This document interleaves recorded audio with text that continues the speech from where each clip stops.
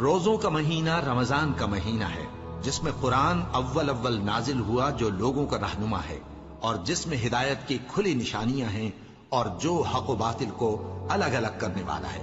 تو جو کوئی تم میں سے اس مہینے میں موجود ہو، چاہیے کہ پورے مہینے کے روزے رکھے، اور جو بیمار ہو یا سفر میں ہو تو دوسرے دنوں میں روزے رکھ کر ان کا شمار پورا کر لے۔ اللہ تمہارے حق میں آسانی چاہتا ہے اور سختی نہیں چاہتا، اور یہ آسانی کا حکم اس لیے دیا گیا ہے کہ تم روزوں کا شمار پورا کر لو، اور اس احسان کے بدلے کہ اللہ نے تم کو ہدایت بخشی ہے،